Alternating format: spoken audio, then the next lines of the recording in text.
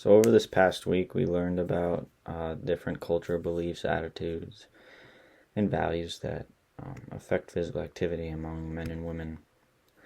And some of these types of differences include like women in some cultures aren't allowed to participate in sports.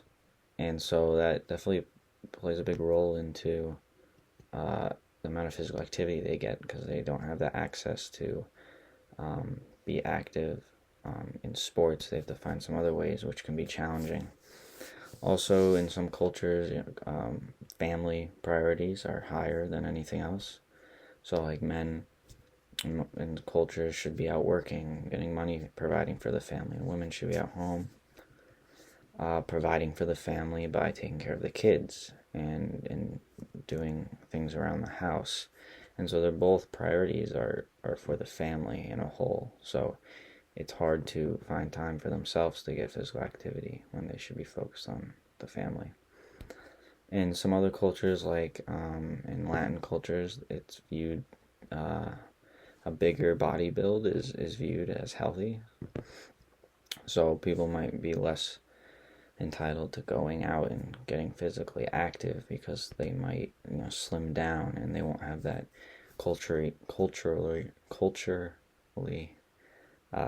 healthy body, even though staying active is healthy and has promotes many health benefits. In some cultures, or in a lot of cultures actually, they speak different languages than here in the U.S. or wherever they are. So if someone from South America comes to North America and they don't know how to read and write very well, it's going to be hard for them to kind of read up on exercise instructions or how to use equipment or watch videos on how to exercise. It'll be more challenging because translating isn't that advanced. Like, it's sort of advanced, but it's not direct. It's not a direct translation, so they might not be able to understand how to exercise correctly, and that can be a big challenge. I feel like this is a big one, but in prejudice, I feel like most cultures feel like they don't want to work out because they're being judged. And people, kind of stay away from them or exclude them because of their cultural backgrounds.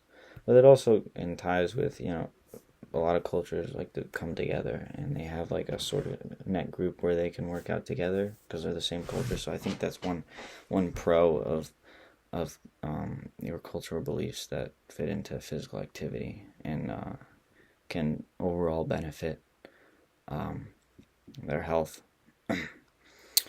Another thing, one last thing is Western medicine. A lot of cultures don't believe in the medicine that us in the United States use. They don't believe in vaccines or anything like that. So they kind of accept that sickness is just a part of life, and it's just something you have to deal with, and you can't get away from it. So that's another effect when it comes to staying active. You get sick, you can't stay active because you don't have these types of ways to heal yourself. So that's another big one. And that's sort of some of the stuff that we learned over this week. So,